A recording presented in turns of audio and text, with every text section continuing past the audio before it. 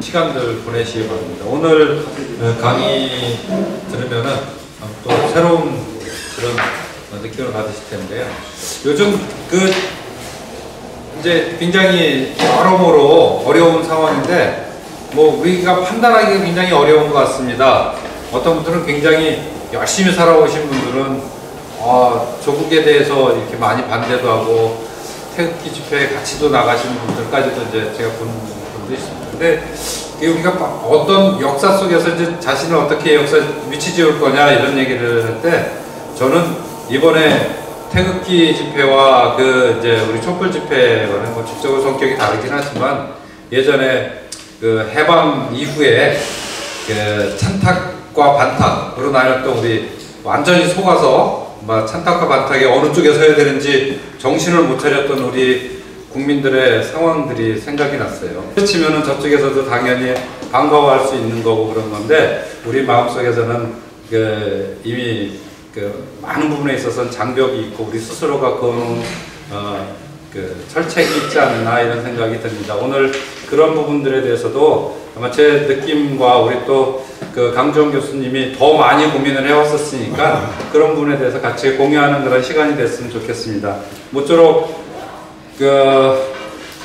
옳고 그름은 분명히 있는 거고요. 어떤 게 우리가 살아가는데 지향점일지는 분명히 있을 것 같습니다. 그래서 제가 많이 얘기 드리고 싶은 거는 제대로 알자. 지난번에도 얘기 드렸지만 제가 외과 의사인데 외과 의사가 올바른 지식을 갖지 못하고 올바른 해부학적 구조를 이해를 못하면은 사람을 굉장히 위기로 빠뜨리고 죽일 수도 있다. 생명을 앗아갈 수도 있는 그런 상황인데 우리 사회 속에서 우리 하나하나의 위치도 마찬가지다라는 생각을 합니다. 정말로 올바른 지식을 그리고 진실을 찾아야 되고 어떤 게 우리가 살아가는 모습이어야 될지 이런 거에 대해서 같이 한번 고민하는 시간이 됐으면 좋겠습니다. 오늘 지도자 과정 5강 29기 5강은 통일경제에 대해서 알아보기로 이렇게 제목이 되어 있습니다. 압록강은 다르게 흐른다. 이거는 우리 강주원 교수님의 압록강은 다르게 흐른다는 저서의 제목이기도 한데요. 강사님을 소개해 드리겠습니다. 지금 현재 서울대학교 사회과학연구원 선임연구원이시고요. 서울대학교 문화인류학과 교수십니다. 북한생활문화연구단 전임연구 교수시고요. 좀 전에 얘기 드린 것처럼 압록강은 다르게 흐른다 등의 여러 가지 저서가 있습니다. 나머지는 우리 강주원 교수님께 직접 듣도록 하겠습니다. 우리 강주원 교수님을 힘찬 박수로 맞아주시기 바랍니다.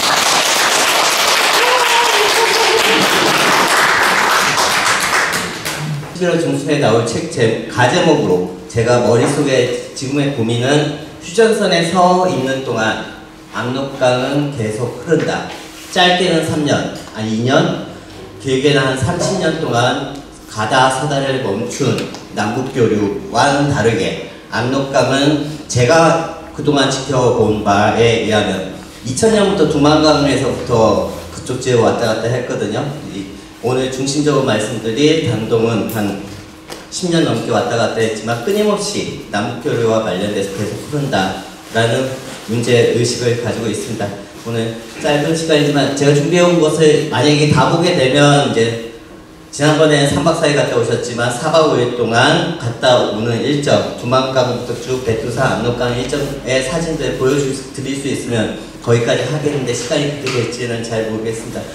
하여튼 요즘 저도 지금 원장님이 제가 하고자 했던 내용을 어떻게 아셨는지 다 핵심을 다 말씀을 하신 것 같습니다.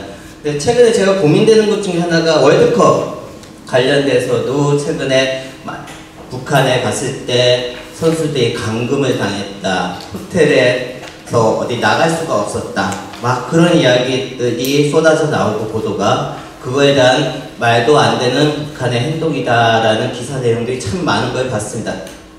그래서 그것을 옳고 그름을 떠나서 일단은 선수들을 사전 교육을 안 하고 보냈구나 라는 생각을 했습니다.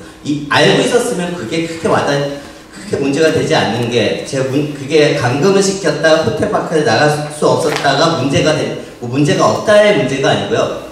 그게 현실입니다. 지난 10년 전에 김대중 노무현 정권 시기에 평양에만 한 해 4만 명씩 5만 명씩 왔었습니다. 김대중 노무현 10몇 년 전에 그 당시에도 저는 못 가봤지만 여기 이사님도 갔다 오셨지만 다들 갔다 오신 분들의 그 당시를 해고하는 이야기를 보면 호텔 밖에 나갈 수 없었다라고 이야기하거든요. 그게 옳고 좋다 나쁘다에 떠나서 그러면 요번에도 축구 선수들도 갔으면 당연히 그게 그럴 것이다 라고 사전 교육을 받고 갔어야 되는 거죠. 근데 그런 사전 교육을 안 받고 간 축구 선수도 너무나 당황스러웠겠죠. 그게 현실인데 거기서부터 지금 남북교류가 시작을 해야 되는 거거든요. 개성공단 열자라고 이야기를 하고 있지만 개성공단 10년 동안 함께 밥을 안 먹었습니다. 5만 명 이상의 북한 노동자와 저희 왔다 갔다 하시는 분들이 1000명까지는 안 됐다라고 하지만 그분들이 한 공간에서 10년 가까이 초반에는 5만 명은 아니었지만 개성공단에서 10년 동안 우리가 작은 통일을 이뤘다는 그 공간에서도 어떻게 보면 같이 밥을 안 먹었습니다. 그럼 다시 개성공단이 열린다라고 하면 우리는 같이 밥을 안 먹는다. 거기서부터 시작을 해야 되고 그걸 풀어야 되는 게 우리의 숙제거든요. 월드컵도 마찬가지예요. 저희가 평양 가면 막 평양거리에 헤매고 다닌다라고 상상하고 환상을 가지고 접근하면 안 되는 역사 속에 여전히 우리는 호텔 바깥에 나가지 못했다. 그 문제를 풀면서 나가야 되는 숙제가 진짜 너무 많습니다. 근데 반대로 또 우리가 마치 감금당했다 호텔 안에 있었다라고 이야기를 하는데 만약에 북한 선수들이 한국에 와서 앞으로 오겠지만 아마 호텔에서 바깥으로 나올 수 있을까요?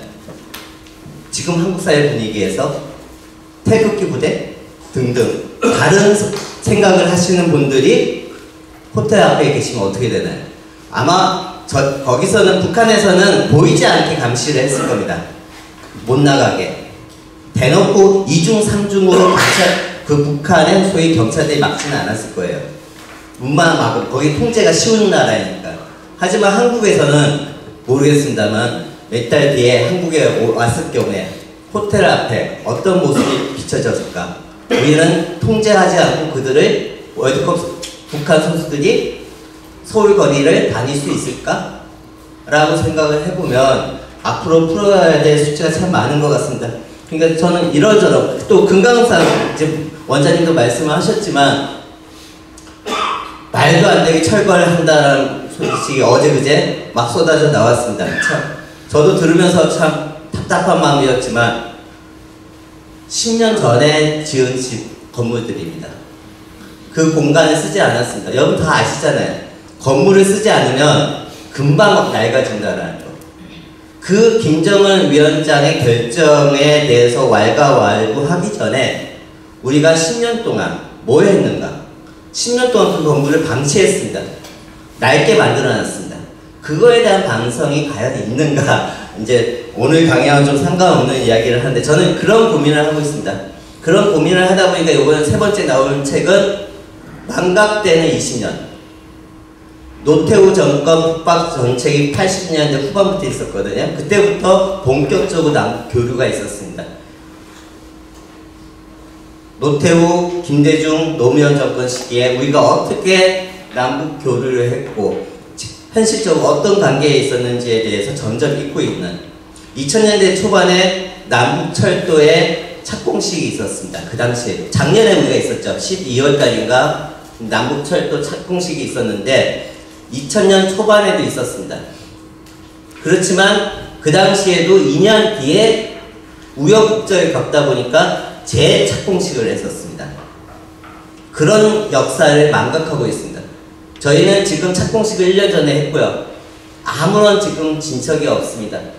그러면 1년 뒤에 다시 재착공식을 해야 되나? 저는 역사학자는 아니지만 역사가 참 반복된다라는 이런저런 요즘 엄청난 고민, 이제 책은 나왔는데 아직까지 출판사에서 교정을 안 보고 있습니다. 이제 그것에 대한 이야기 제가 이거 영상을 준비했는데 지금 영상이 안 돼서 떼빼. 갑자기 심각한 이야기 하다가 휙 넘어갔습니다. 압록강 백두산에서 쭉 내려가다 보면 떼빼가 있습니다. 예전에 한강에도 있었죠. 나무를 운반하는 수단. 영상을 보면 좋으신데, 이거는 이제 국제열차. 요번에 같이 가셨던 분들은 생생하게 보셨던 그 화면인데, 이게 쭉 달려갑니다. 이게 하루에 한 번씩 10시에 단동에서 출발을 합니다. 제가 지난주에도 단동에 이제 갔다 왔습니다. 5박 6일 동안 갔다 왔는데요. 단동에 있는 4일 동안 내내 단동 기차역에 아침에 7시에부터 나가서 9시까지 서 있었습니다. 그 서 있는 동안 너무나 많은 광경이 보이는데 중국 여행객들 매일같이 한 500명 이상의 여행객들이 평양에 가는 저 기차를 타려고 서 있더라고요. 500명. 저희는 금강산 건물에 지금 허문다 어쩐다 라는 이야기가 나오는 남북관계에서 우리만 끊어져 있지, 우리만 금강산에 못 가고 있지, 단동에서는 이 기차를 타고 지금 매일같이 500명 넘게 중국 여행객들이 가고 있다. 이게 무엇을 이야기하는가? 남북관계의 현실과 어떻게 보면 지금 보도에 위원장님이 말씀하셨던 한국 뉴스에 보도되지 않는 김정은 위원장이 왜 자신감을 가지고 행동을 할까? 우리하고 아무런 관계가 없는데 폐쇄된 국가인데 그들은 뭔 배짱으로 저렇게 하고 있지? 배짱의 하나가 근거가 이겁니다. 기차요. 예, 많은 여행객들이 우리와 미국 사람 때도 다 가고 있다는 현실. 이제 또 다시 들어가면 저는 인류학이라는 학문을 하고 있습니다. 사회학하고는 좀 다른 인류학. 한국에서 인류학을 잘 모르는데요. 고고학과 같은 학문. 고고학은 돌아가신 분들을 연구한다라고 하면 주로 저는 살아계시는 분들을 주로 연구합니다. 그렇기 때문에 저는 중국 단동이라는 지역에서 2006년도부터 한 15개월 동안 거기에 살면서 참여 관찰을 했습니다. 처음에 제가 있었던 민박집에는 북한 아줌마가 아침마다 밥을 해주셨습니다. 그 밥을 먹어도 아무런 문제가 없던 그 시절에 그분은 나중에 또 신주로 돌아가시는 모습도 보았고요. 제가 주로 연구한 지역은 두만강과 압록강의 국경 지역, 그리고 휴전선과 요즘은 한국 사회에 대한 고민도 하고 있습니다. 주 연구 대상은 원래는 북한에서 오셨던 탈북자분들, 2000년대 초반에 연구를 했었지만 지금은 주로 북한 사람, 합법적으로 나와 있는 중국이나 해외에 나와 있는 사람들입니다. 탈북자가 아닙니다. 합법적으로 나와 있는 북한 사람, 북한 하교. 북한 하교는 누군가? 그냥 이영복 선생님을 생각하시면 돼요. 요리사. TV에 자주 나오시는 그분이 지금 귀화를 하셨지만 원래는 남한 하교시죠.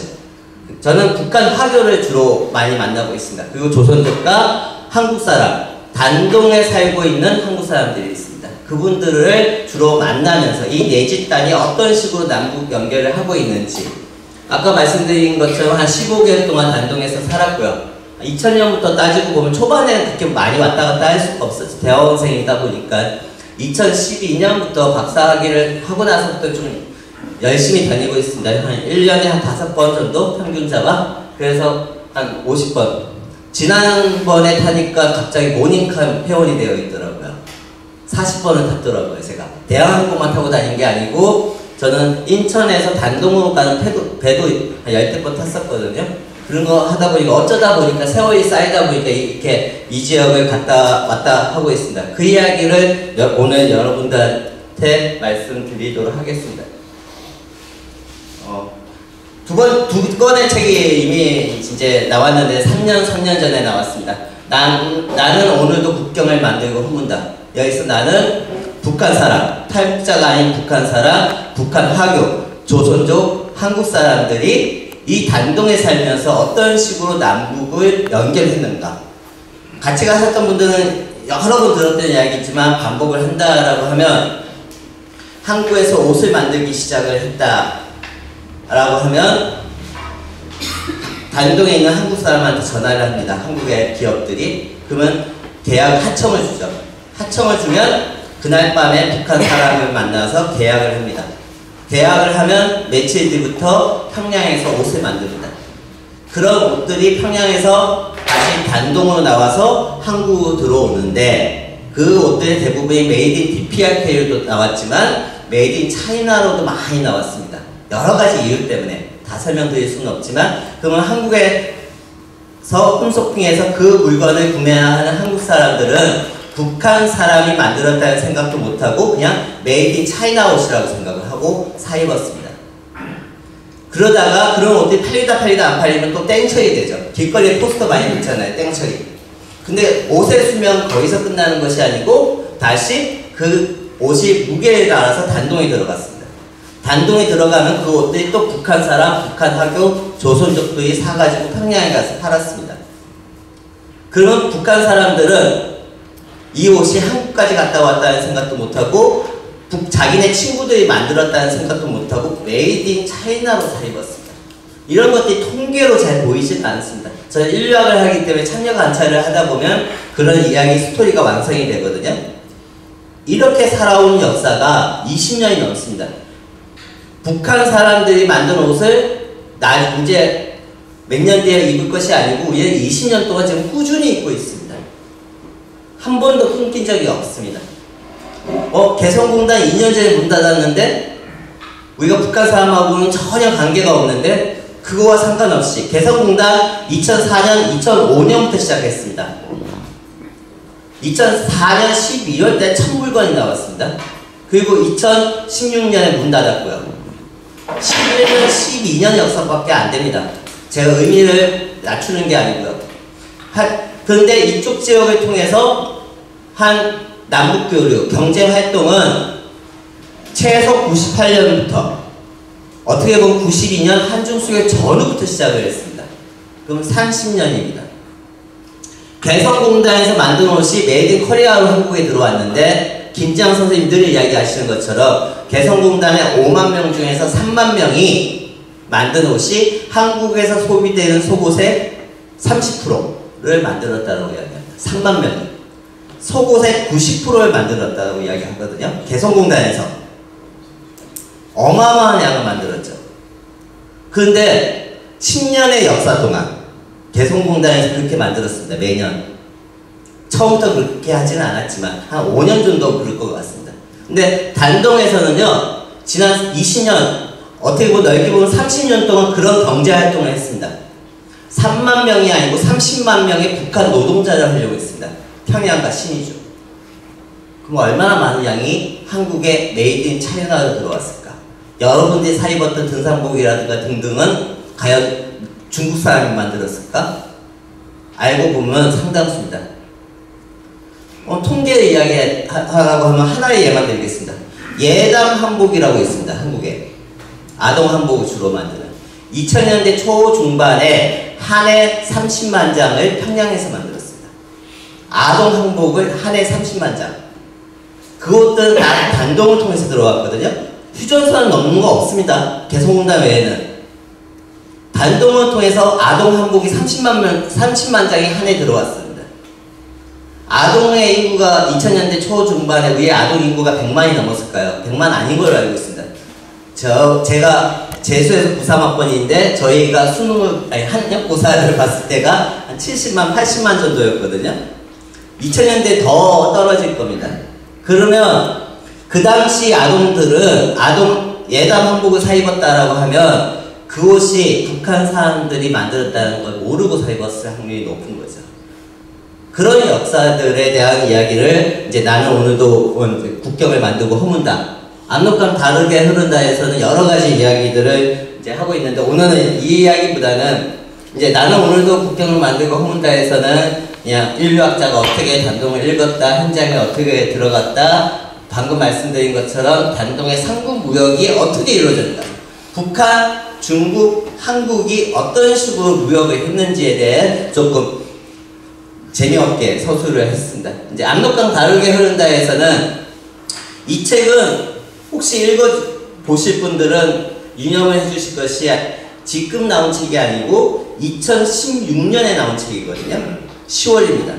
2016년 10월이면 어때인가? 남북이 전쟁을 하려고 하는 시기. 전쟁으로 자꾸만 가는 시기였습니다.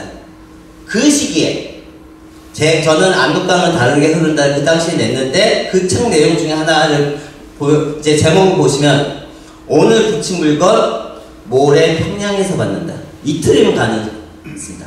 2016년에도 우리가 남북관계가 완전히 끊어졌다라고 한 그 시기에도 이틀 만에 가고 있습니다. 그럼 지금은 어떨까요? 남북관계가 공식적으로는 안 좋지만 지금도 마찬가지. 10년 전에도 이틀 전에 갔습니다.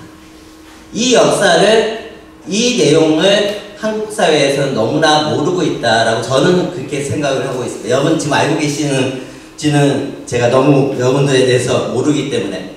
그래서 아까 제목에 망각되는 20년, 우리가 어떻게 살았는가에 대한 고민. 단동에는 2만 명 이상, 지금 한 3만 명까지 늘어났다라고 하는 북한 해외 노동자들이 있습니다. 예. 파독 간부와 간호사가 10년 동안 독일에 갔습니다. 그 인원 10몇 년 동안 총 합해도 2만 명입니다. 그 2만 명이 한국 사회에 미친 영향을 우리는 많이 이야기하죠. 영화 속에서도 이야기하고요. 근데 단동은요, 총 인원이 아니고 연 인원 2만 명이 2010년 전후부터 있었습니다. 10년 가까이 되고 있습니다. 연 인원 2만 명. 그러면 그 사람들이 파독 간부와 간호사처럼 북한에 미친 영향은 어느 정도일까를 미루어 짐작을 할 수 있죠. 단동에만 북한 노동자 있는 거 아니거든요.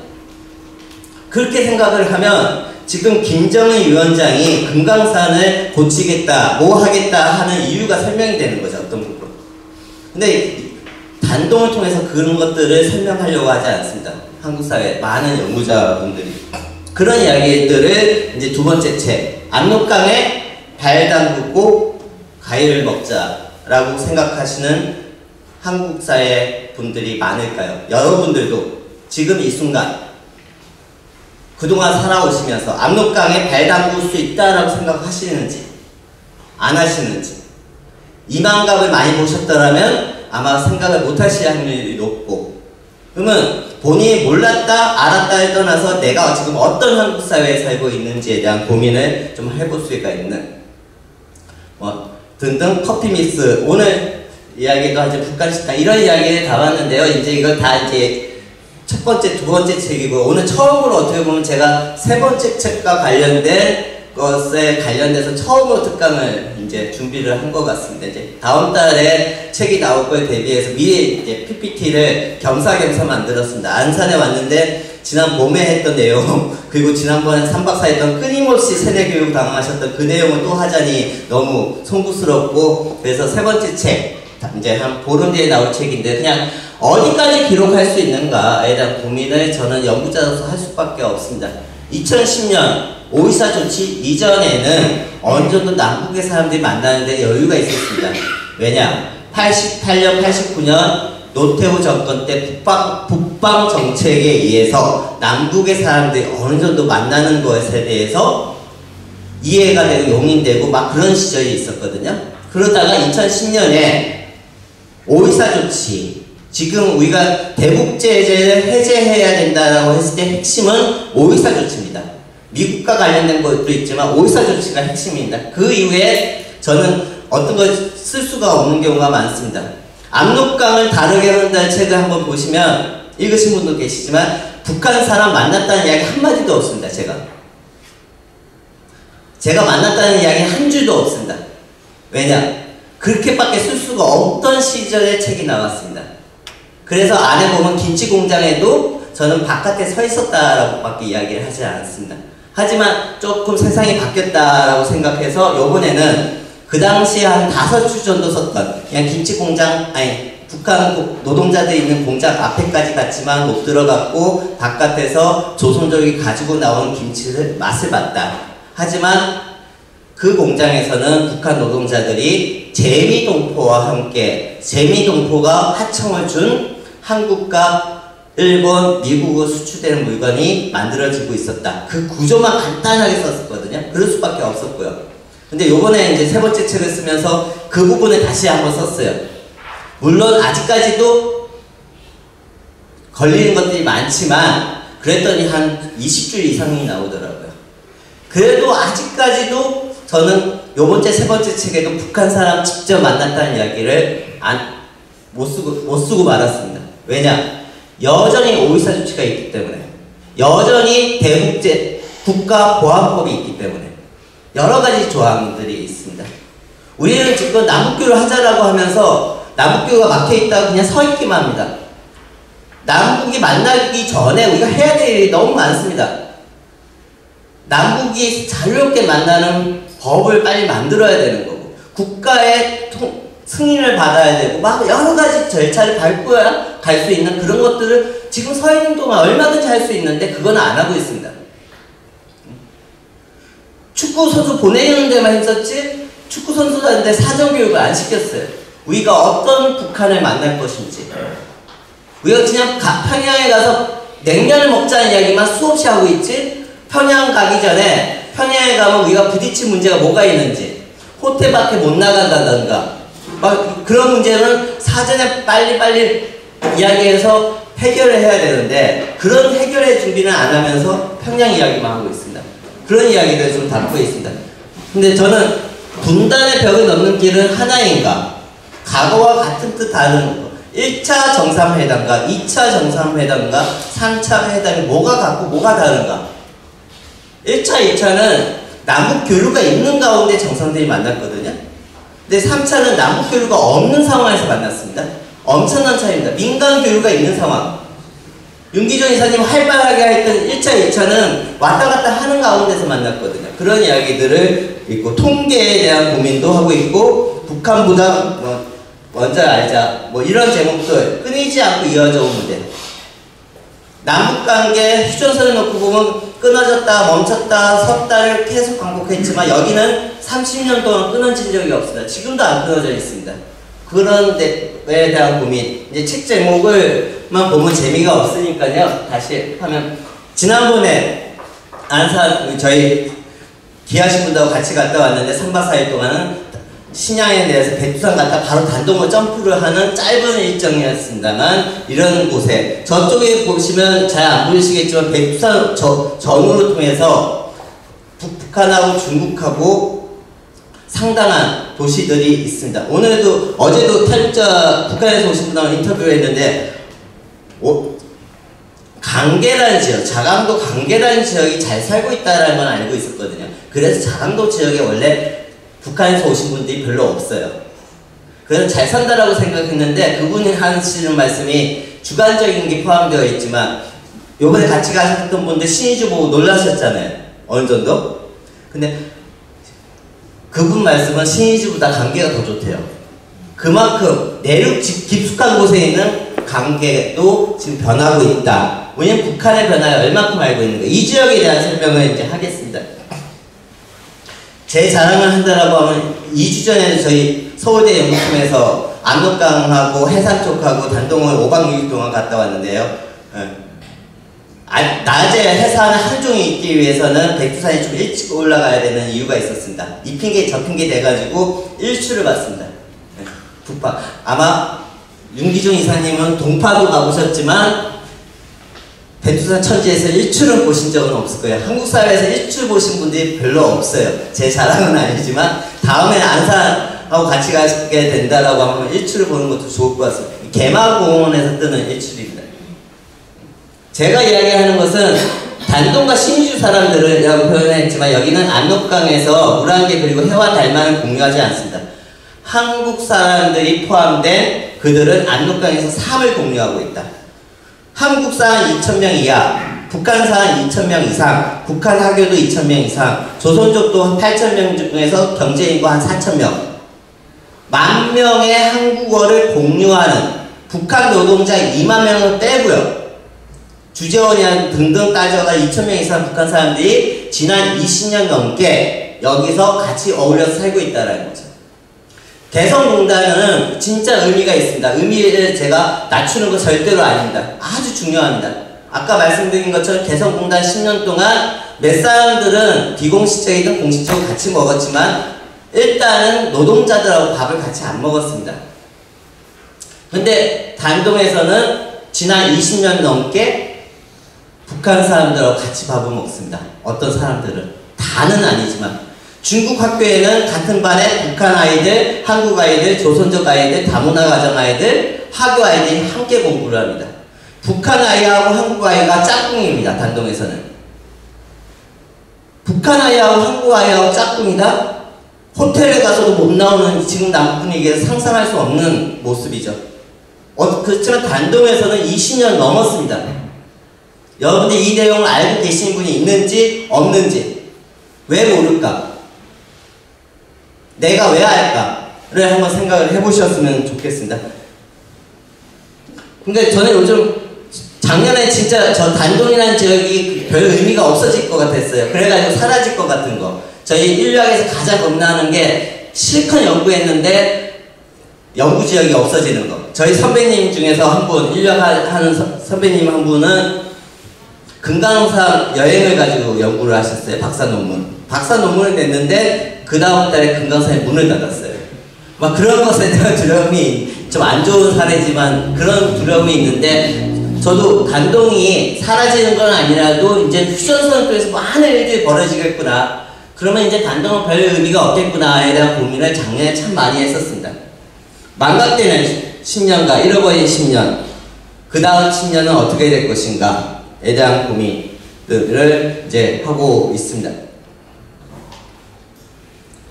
단동의 길거리에서는요, 바로 이야기 드린다면 북한 사람, 북한하고 조선족 한국 사람들이 길거리에서 장기를 둡니다. 밥을 먹는 것만 그치는 것이 아니고 어울려 살고 있습니다. 지난 20년 동안. 금강산에 문을 닫는 거, 건물이 허물어져도 저희 지금 휴전선을 넘어서 못 가고 있습니다. 북한 사람 접촉하는 방법이 별로 없습니다. 하지만 단동에서 이렇게 접촉을 하고 있다. 만나고 있다. 끊어진 적이 없다. 우리는 휴전선만 보고 있습니다. 지금. 제가 생각하는 고민. 저만의 생각인지 모르겠지만 많은 언론과 많은 한국 연구자, 북한 연구자들이 휴전선만 놓고 이야기하고 있습니다. 그것에 저만의 고민을 좀 많이 담고 있습니다. 한국은 지금 북한 사람만의 신고, 승인, 접촉 여러 단계를 걸쳐야 됩니다. 해외에서 만나면 사후 신고도 해야 되고요. 그냥 길거리 지나가다가 여행 가다가 기찻간에서 우연히 마주쳐도 원래는 갔다 와서 통일부에 신고해야 됩니다. 북한 사람 우연히 만나도. 그런 현실 속에서 지금 우리가 남북 교류를 꿈꾸고 있습니다. 여행하다가 우연히 만나는데도 통일부에 신고하지 않으면 가태료를 내야 됩니다. 만약에 법에 걸리면 접촉 이제 요즘처럼 엄청나게 누구를 뒷조사하고 막 하고 다 걸리는 거예요. 지금 이런 시대에 너무나 지금 냉정하거든요. 우리 좀 냉정하게 남북관계를 봐야 되는 거예요. 북한을 따지기 전에 지금 한국 사회가 어떤 모습인가? 해외여행에서 우연히 만나도 신고해야 되는 한국 사회인데 그거 먼저 고쳐야 되는 거 아닌가에 대한 고민, 일상에서의 고민에 대한 고민을 하고 있습니다. 제가 북한 달력을 저렇게 많이 단동에 가면 선물 받습니다. 하지만 공식적으로 한국에 안 가져왔습니다. 책에서도 공식적으로는 안 가져왔다라고 이야기했습니다. 가지고 온 법에 걸립니다. 그게 한국 현실입니다. 달력 가져와도 걸리는 세대. 저 공식적으로 안 가져왔습니다. 밑에 보면 신안록강대교, 북한 태블릿 막 이런 것들 단동에서 얼마든지 만나고 이야기하고 볼 수가 있는 곳입니다. 신안록강대교 조만간 문 열린다는 이야기 있고 단동 시정구에서도 지금 공포를 했습니다. 북한하고 어떻게 하겠다. 이제 말만 그렇게 하고 끝날 수도 있지만 지금 단동의 분위기는 많이 띄우고 있습니다. 지금 여러 가지 상황들이. 그러면 좋든 나쁘든 밑에서 지금 많은 움직임이 있다라는 거죠. 예. 그 이야기는 또 나중에 하겠습니다. 저 끝에 보이는 게 북한 위화도와 신의주 연결하는 거고 압록강 섬에서 바라본 신의주. 아마 아침에 부지런하게 움직이셨던 분들은 아마 오후에도 저희 같이 갔던 분들은 저 커피숍에 앉아서 신의주를 보셨을 겁니다. 단동에서는 조선문 손전화들이 많이 팔립니다. 한국 사람들을 대상으로 팔리는 핸드폰이 아닙니다. 북한 사람들을 대상으로 팔립니다. 단동에 나와 있는 2,000명 이상의 주재원 등과 다양한 사람들, 2만 명 이상의 북한 노동자들이 구입하는 핸드폰들이 있습니다. 단동에는 SK 아파트 단지도 있습니다. 10년 전에 지었습니다. 하지만 SK가 이걸 홍보할 수가 없었습니다. 제가 생각하기에. 왜냐? 박근혜, 이명박 정부 때 만들었거든요. 그 당시에 SK가 이렇게 하고 있다라는 것을 적극적으로 홍보할 수가 없는 그런 분위기였지만 단동에는 SK 아파트 단지가 있다라는 거. 한 6개 동인가 10개 동인가 있습니다. 저 아파트에는 같은 층에 북한 사람과 한국 사람들이 살고 있습니다. 제가 아는 사람도 몇 개 있습니다.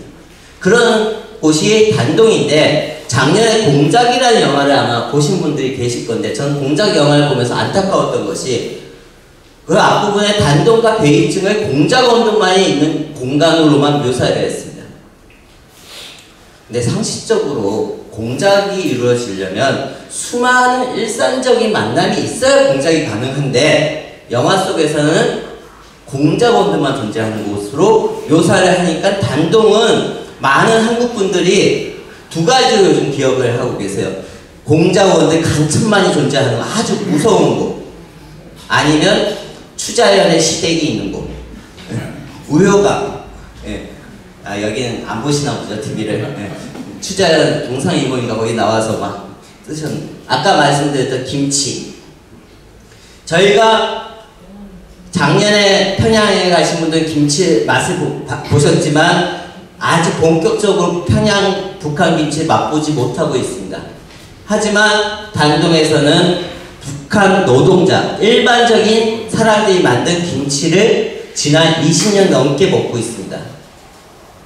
이건 북한 노동자들이 있는 공장. 그러니까 지난번, 요번에 압록강 다르게 흐른다의 책에서는 이 사진, 김치 사진만 이제 실렸는데 요번에 나오는 책에는 옆에 기숙사 모습도 제가 들어갔다라는 것까지는 이야기를 하고 있거든요. 들어가서 북한 노동자들이 있는 식당도 찍었다. 옆에 박스도 있습니다. 자세히 보시면 제 편으로 되어 있습니다. 그 당시 2015년에 북한 노동자가 합법적으로 만든 옷들이 일본까지 가고 있다. 저는 들은 이야기만 하는 게 아니고 제가 눈으로 확인하고 돌아가는 것을 말씀드리는 겁니다. 여러분들이 지금도 단동에는 3만 명 이상의 북한 노동자들이 있습니다. 그들이 만드는 옷은 합법적입니다. 지금은 중국에서 만드는 건 한국에 들어오고 있습니다. 일본에도 갑니다. 미국에도 알게 모르게 갑니다. 대북 제재가 있어도 대북 제재에 안 걸리는 내용입니다. 이렇게 살고 있습니다. 근데 우리는 왜 남북관계 없다라고만 이야기하는지, 그 이유가 뭘까? 휴전선만 보면 그렇게밖에 안 보인다. 선양에도 북한 사람들 많습니다. 베이징에도 있고요. 선양에도 있고. 저희는 지금 우회적으로 가고 있습니다. 선양을 갈 때, 단동을 갈 때, 비행기가. 하지만 중국 사람들은 선양과 베이징에서 비행기 타면 바로 다이렉트로 평양 가고 있습니다. 우리가 안 간다고 다른 사람들 안 가는 거 아닙니다. 대북제재 걸리지 않습니다. 그 이야기가 지금 조금씩 나오는 거죠. 목소리가 너무 작은 뿐이죠. 왜 안 푸냐, 안 푸냐라고 아마 윤기준 이사님도 제가 봤던 글에서 그런 이야기 쓰신 걸로 알고 있습니다. 풀 수 있는데 왜 안 푸냐라는 이야기를 하고 있고, 선양공항에 도착을 하면 간혹가다 시간대가 맞으면 북한 사람하고 한국 사람이 같이 물건을 찾습니다. 먼 미래에 꿈꾸는 이야기가 아니고 지금 현재 벌어지고 있는데 왜 이걸 안 보는지. 베이징에서도 대한항공과 고려항공이 나란히 있습니다. 2017년 12월에 찍은 사진입니다. 남북관계가 좀 좋아지려고 했던 게 언젠가? 2018년 1월부터죠. 10년사 이후니까.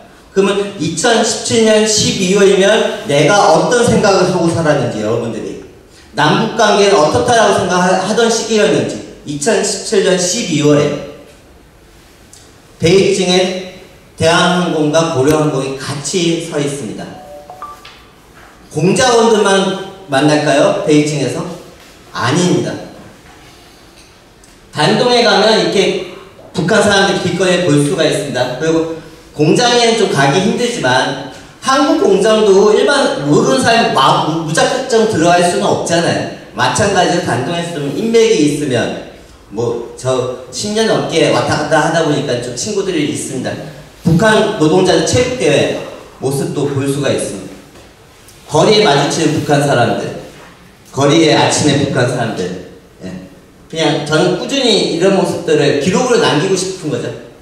우리가 어떻게 살고 있는 동안에 한쪽에서 연구자로서, 인류학자로서는 기록을 남긴 거고, 지난주에 10월달에 갔을 때 저 늘 예전에 여러 장의 사진이 있지만 또 늘 찍고 싶었던 사진 중에 하나가 요번에 가서 찍었는데요. 옆에 한복 말고 2019년 10월에 불과 10일 전에 찍은 사진인데요. 도매상가가 있습니다. 동대문 시장 같은 데가 있거든요.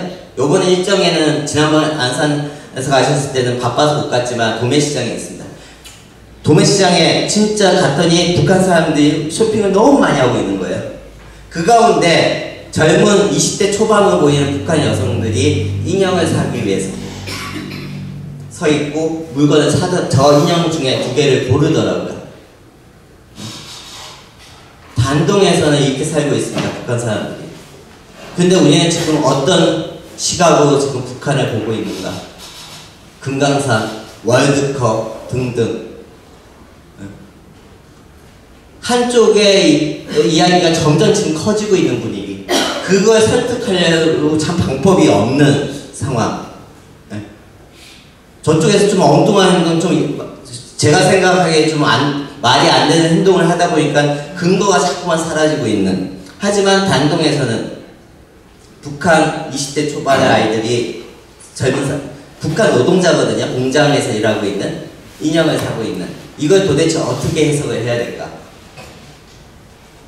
저는 70년대 초반생입니다. 70년대 초반생으로서 어떻게 다시 써야 되고 여전히 상상해야 되고 그래도 또 기록을 해야 되는지. 2004년에 찍었던 사진, 2005년에 찍은 사진인데 신의주에서 세차하고 있습니다. 14년 전에 찍은 사진입니다. 2005년에 단동의 모습입니다. 인공기, 태극기, 중국 오성기가 같이 있습니다. 2005년에. 2018년에 찍은 사진에도 같이 있습니다. 단동은 변한 게 없어요. 어떻게 보면. 변한 게 많지만 기본적인 구조는 제가 이제 찾아가기 시작했던 2005년도나 2018년도나 변한 게 없습니다. 그러면 이 13년 동안 남북관계는 어땠는지, 김대중 대통령 2000년부터 시작을 해서 2008년까지 잘 좋은 분위기에 있다가 이명박 정권 들어서 점점 나빠지다가 2010년 5.18 조치, 2016년 개성공단 폐쇄 등등 끊임없이 서다 가다 멈추다를 반복한 그 기간 동안 단동은 이런 모습으로 살았습니다. 2004년에 송도년 북한 식당이 있었습니다. 제가 처음 간 해인데요. 지금도 2019년에도 북한 송도원 식당 보셨을 겁니다. 압록강 단교 근처에 있었기 때문에 여전히 있습니다. 단동에 20개 이상의 북한 식당이 있습니다. 네. 근데 우리는 늘 여기 문 닫았다라고 이야기하죠. 최근에도 연구자도 이야기했고 신문 기사에도 북한 식당 폐업했다, 문 닫았다. 올 겨울에도 나왔습니다. 배부제 때문에. 그 식당에 지난번 9월 말에 가셨습니다. 고려식당 찾아보세요. 고려식당 폐업했다라고 올 겨울에 나왔습니다. 연구자의 글에도 나옵니다. 그 식당에 이번에 안산에서 같이 가셨던 분들 고려식당에 가서 저희가 봤잖아요. 북한 식당 운영하고 있는 거. 2005년의 모습, 2018년의 모습. 이걸 제가 어떤 식으로 해석을 해야 되는가? 2007년에 찍었던 거리의 북한 사람들, 2018년에 북한 여성들이 걸어가는 모습들 보셨고, 요번에 9월 말에 갔을 때 저희 호텔에서 같이 다들 주무셨지만 또 그다음 아침에 호텔 조식을 저희가 같이 먹었잖아요. 호텔 조식에 서빙 보는 사람이 북한 여성이었습니다. 윤희준 이사님 아주 자연스럽게 말 한마디 거시고, 그럴 수 있는 곳이 단동이었습니다. 단동입니다. 호텔에 가서 감금당하는 게 아니고요. 단동에 가서 자유롭게 왔다 갔다 아침에 산책도 하기도 하고 아침에 아주 상냥하지는 않지만 그래도 말을 주고받을 수 있는 북한 노동자들이 호텔 조식을 서빙하는 공간에 한국 사람들이 가서 밥을 먹을 수 있습니다. 그런데 요번에 우리 축구 선수들은 왜 그런 인터뷰만 계속 나오는지, 북한 사람들의 말을 걸었더니 말 한마디도 안 해줬다 등등 막 그런 이야기들만 지금 쏟아져 나왔습니다.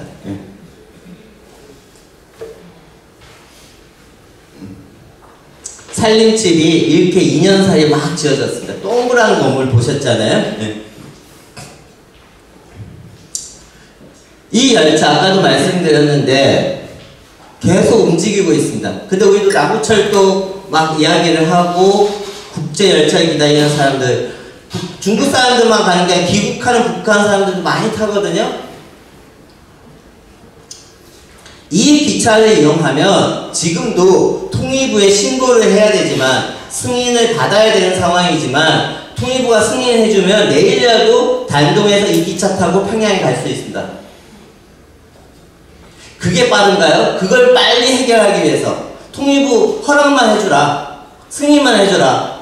그러면 나는 단동에 가서 기차 타고 평양 가겠다라고 하는 목소리가 높은지, 그래도 서울역에서 출발해야지, 평양에 가는 기차를 타고 가야지 라고 생각하는 분들이 많은지, 만약에 서울역에서 평양까지 제대로 된 기차가 열리려면 앞으로 몇 년이 있어야 될까요?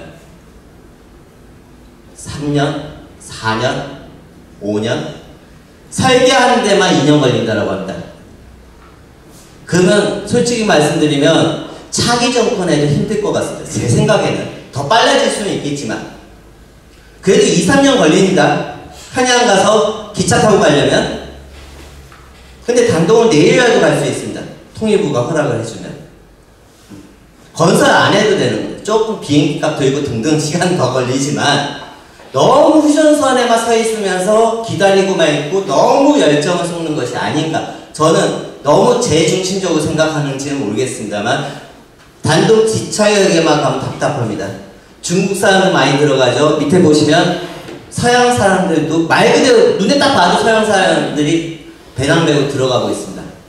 미국 사람과 우리만 못 갑니다. 진철규 선생님, 지금 포스터가 있지만 진철규 선생님은 가시죠.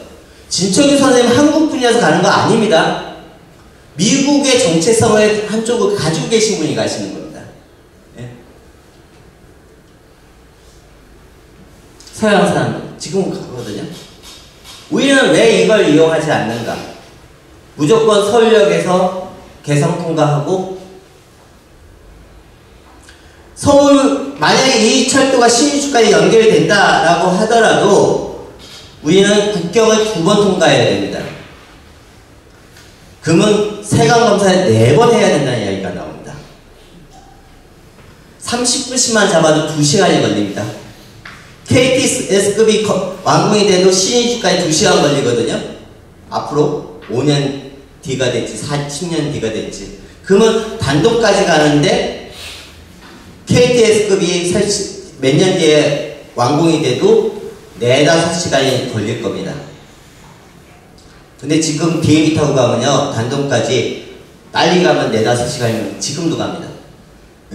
어떤 게 현실적인가에 대한 고민. 제가 두서없이 짧게 말씀드리지만 통계에 대한 이야기. 요즘 통계에 대한 고민 자꾸만 하게 되는 게 통일부 통계에 보면 방북 인원은 나와 있습니다. 근데 그 방북 인원을 보면 좀 친절하지가 않아요. 2005년도에 한 8만 명이 갔다라고 하는데 개성공단에 왔다 갔다 한 사람들을 포함된 숫자라고 나옵니다. 금강산은 제외되어 있고요. 그러면 제가 따로 개성공단 통계를 찾아봐야 됩니다. 찾아봤더니 한 4만 명이 간 걸로 나와 있습니다. 왔다 갔다 한 인원이. 그러면 8만 명에다가 4만 명을 빼면 4만 명이 북한에 갔다라고 나와 있습니다. 2005년도에. 근데 어디로 갔는지, 평양에 갔는지, 묘양산에 갔는지, 금강산 빼고 백두산에 갔는지 통계가 없습니다. 개성공단보다 어떻게 보면 많은 인원이 개성공단이 아닌 지역에 갔습니다. 그런데 통계가 없어요. 통일부에. 그럼 그 4만 명이 휴전선을 넘었느냐? 휴전선을 넘은 케이스는 정주영 회장님과 이휘호 여사 아주 소수의 사람들만 어쩌다 한 번씩 넘었습니다. 그러면 그 4만 명은 어디로 갔느냐?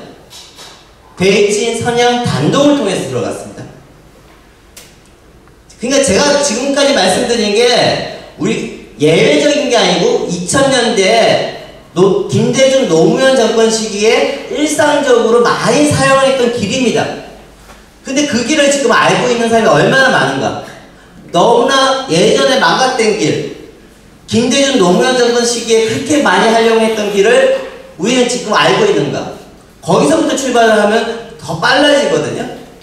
제가 예외적인 길을 이야기하는 게 아니고요. 단동을 통해서 들어가자, 식량을 통해서 들어가자는 이야기가 새로운 이야기가 아닙니다. 김대중 노무현 정권 시기에 있었던 4만 명 이상의 한국의 NGO 단체 중에서 김대중 노무현 정권 시기에 북한에 100번을 갔다 온 사람이 있습니다. 100번 넘게, 100 몇 번인데요. 그분이 김포, 인천에서 비행기 타고 평양 간 건 4번밖에 없습니다. 나머지 96번, 7번은 단동, 베이징, 선양을 통해서 제3국을 통해서 갔습니다. 요번 월드컵 축구 선수팀도 베이징을 통해서 들어갔잖아요. 그게 요번에 처음 있었던 일이 아닙니다. 2000년대 끊임없이 있었습니다. 통계에 안 나오지만.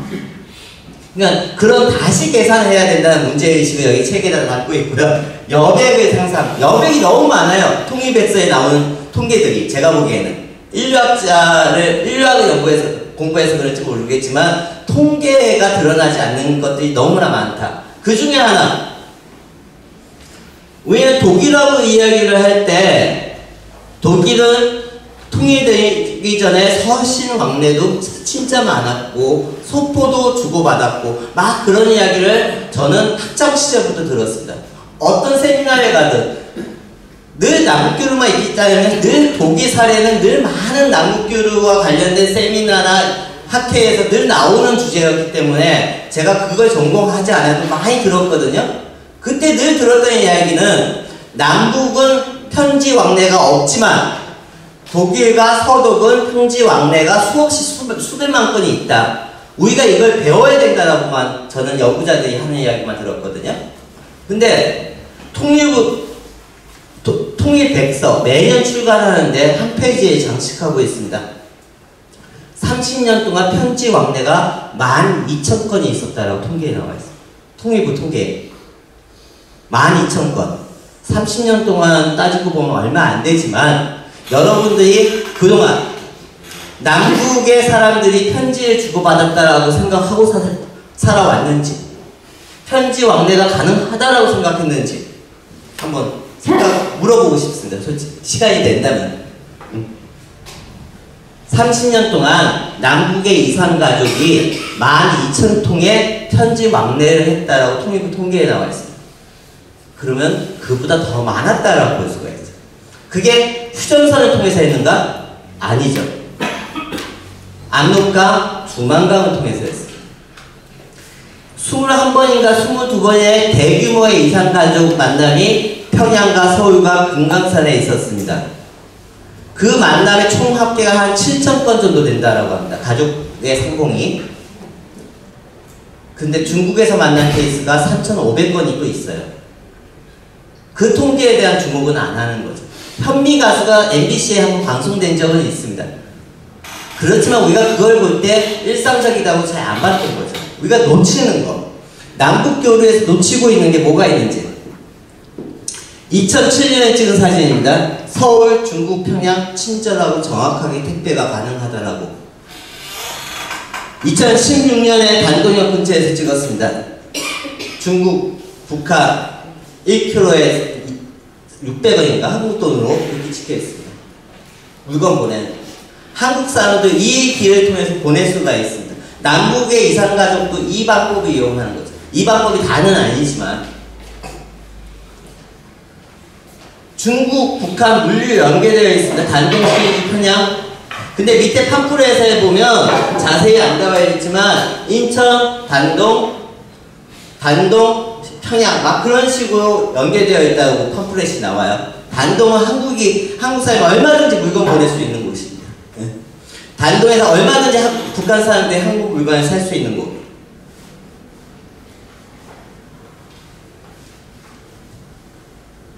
요번에 서파. 근데 한국 사회에서는 백두산에 대해서도 잘 모르고 있습니다. 북한에 대해서만 모르는 게 아니고 너무나 당연히 알아야 될 내용도 잘 모르고 있는 것 중에 하나가 1년 전에 JTBC에서는 이 서파계단, 저희가 올라갔던 이 서파계단에 따라서 오른쪽이 북한 땅이라고 이야기를 합니다. JTBC 이규현의 스포트라이트에서 너무나 잘못된 정보를 가지고 이야기하죠. 그냥 잘못된 정보를 이 계단 오른쪽은 북한 땅이라고 하면 괜찮죠. 거기에 말이 붙습니다. 대북제재가 이렇다. 효과 때문에 이렇다. 막 등등. 대북제재를 해석하는 내용으로 이 이야기가 잘못 전달되고 있는 게 한국 사회입니다. JTBC가 우리가 생각하는 그 JTBC라면 JTBC가 그 정도면 다른 방송은 어땠을까? 북한과 관련돼서 백두산과 관련돼서 얼마나 정확한 정보가 전달되고 있는지에 대한 고민. 한국은 한번 집에 돌아가시는 길에 문재인 대통령과 김정은 위원장이 백두산에 그때쯤에 이 백두산 천지와 관련된 보도들이 참 많이 나왔거든요. 거기에 백두산 쪽에 경계비가 있습니다. 지금 2009년에 37호로 바뀌었거든요. 근데 한국에서는 여전히 이거 예전에 5호로 계속 보도가 되고 있습니다. 기본적인 사실조차도 우리는 알려고 하지 않고 있는 한국 사회. 북한에 대해서 얼마나 지금 알려고 하는지, 얼마나 노력을 하고 있는지, 바뀐 것도 모르고 있는. 10년 전에 2008년에 제가 남파 쪽으로 올라갔는데 밑에 잘 안 보이시지만 빨랫줄로 되어 있습니다. 이 빨랫줄은 국경입니다.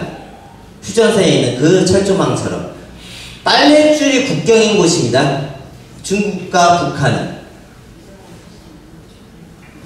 근데 10년 만에 작년에 갔더니 바뀌었습니다. 빨랫줄이 이제 더 이상 없고 그냥 간단한 쇠 줄로 되어 있습니다.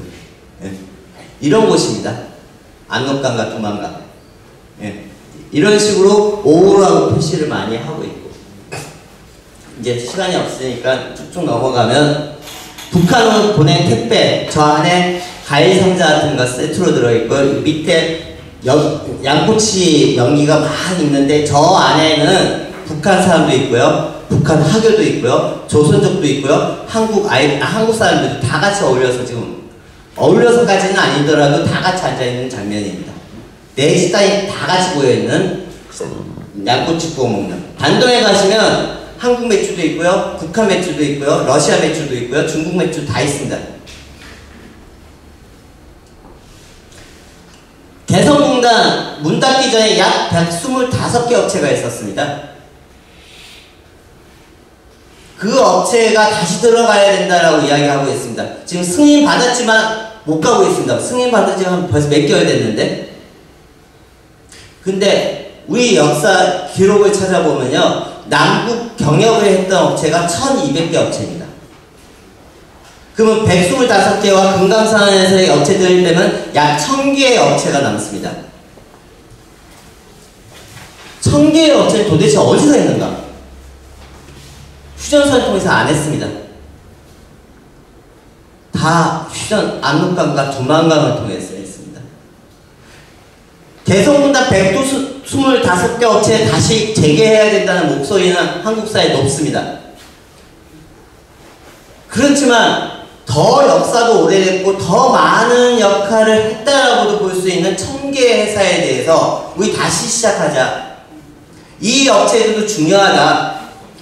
개성공단 10년이지만 이 1000개의 업체는 예당 항목부터 시작해서 수많은 1000개의 업체는 다시 해야 된다. 어떻게 보면 개성공단 125업체는 지금 대북제재 해제해야 되고 등등 여러 가지 조건을 해결해야지만 할 수 있습니다.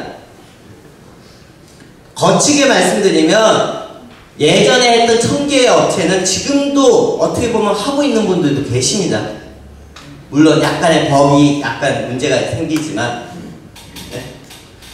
재개를 해서 125개 업체가 들어가는 1000개도 같이 들어가야 되지 않나요? 1000개 다시 들어가려고 하는데 그걸 알고 있는 분들이 지금 얼마나 많은지. 이 기억을 가지고 계시는 분들은 50대, 60대 넘습니다. 지금 한참 일하던 50대 문 닫았으니까요. 2010년 막 그 당시 벌써 60대로 넘어가십니다. 지금의 30대와 40대들이 열심히 활동해야 되는데 그 한국의 30, 40대 기업인들 머릿속에는 개성공단 125채 업체만이 있는가? 아니면 나머지 1000개 업체가 했던 노하우와 방식을 우리가 전수하고 있는가? 알려주고 있는가? 에 대한 고민. 인천과 단동은 배가 연결되고 있습니다. 98년부터입니다. 신한반도 경제지도에 나와있는 수많은 물류, 철도 연결하자, 부산에서 저쪽으로 연결하자 막 하는 거 아직까지 하나도 된 거 없습니다. 근데 인천하고 단동은 20년 전부터 연결되어 있고 이 연결은 평양으로 연결되어 있습니다. 그렇기 때문에 아까 압록강은 다르게 흐른다의 책에 나오는 것처럼 이틀이면 물건이 갈 수 있다 라고 말씀드리는 구조가 있는 거죠. 시간이 너무 많이 철조망이 있고 막 저도 20년 만에 처음으로 윤동주 생가를 갔는데요. 연길에 가시는 분들의 상당수가 윤동주 생가만 가십니다. 시인에. 그것도 좀 문제가 많은 곳이거든요. 중국 쪽에 뭐 등등 여러 가지. 생가는 옛날 모습은 없어요. 근데 거기만 가세요. 근데 저도 반성을 해야 되는 게 20년 만에 처음으로 윤동주 시인의 묘가 있는 걸 처음 알았습니다. 바보같이. 알고 계신 분들도 계셨는데 제가 워낙 관심이 다른 쪽에 있다 보니까 다음에 연길에 가시면 윤동주 생가만 가실 게 아니고 윤동주 시인의 묘에 가보시는 것도 하나의 방법. 좋은 경험이 되실 겁니다. 신의주 2004년에 진짜 아무 평지에서 찍었지만 건물이 없습니다. 2007년에는 마찬가지고요. 근데 13년부터 조금씩 변화가 있습니다. 이런 식으로 건물이 올라가고 있습니다. 근데 이 건물들이 좀 사진이 작아서 그러는데 한 10년 동안 고층 건물이 짝짝은 아니라 쭉 올라가고 있거든요. 스카이라인이 생겼습니다. 그냥 생겼다라고 생각할 것이 아니고 신의주 변화가 한 10년 사이의 변화거든요. 그 10년이 뭔가를 한번 생각을 해봐야 될 것 같습니다. 제 입장에서는. 2006년부터 대북제재가 있었습니다. 미국에. 유엔 쪽에. 대북제재 13년 동안 지금 이어지고 있습니다. 끊임없이 이어졌습니다. 대북제재. 끊임없이 강화됐습니다. 끊임없이 북한을 봉쇄한다라고 이야기 나왔습니다. 그러면 북한 벌써 망했어야 될 것 같은데 신의주가 저렇게 변했습니다. 이 변화는 어디서 오는 것인가? 우리는 왜 이걸 못 보느냐? 평상시에 보면 단동세간에 이렇게 차들이 있거든요. 근데 JTBC 같은 8시 뉴스에 토요일날 찍었습니다. 단동세간을 찍고 보도를 합니다. 대북제재 때문에 단동세간이 텅텅 비어있다라고. 토요일에 문 닫는 날이거든요. 영업을 안 합니다. 그러니까 주차장이 텅텅 비어있는 게 맞아요. 그런데 한국의 방송에서는 토요일날 저 세간을 찍고 방송을 하면서 대북제재 효과가 있다라고 방송을 합니다.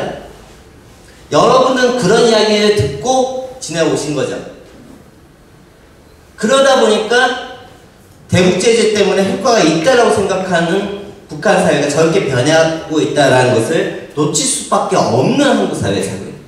여러분들이 관심이 없어서 여러분들이 몰라서 내가 모르는 분야이기 때문에 이걸 모른다고 생각하실 게 아니고 한 번 정도는 내가 어떤 한국 사회에서 살고 있기 때문에 어떤 한국 사회에서 살아왔기 때문에 이걸 모를까. JTBC 방송조차도 오보를 하는 한국 사회에 살고 있는 여행객들 제가 10월달에 가서 찍은 사진인데 이렇게 늘어서 있습니다. 이거 다 담은 것도 아닙니다. 중국 여행객들 가는 모습들 기차역에 3분의 1 정도밖에 안 담았습니다.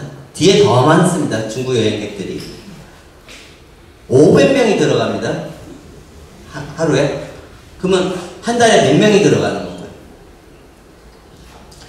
금강산 1년에 간 숫자보다 많습니다. 지금 북한에 들어가는 중국 여행객들이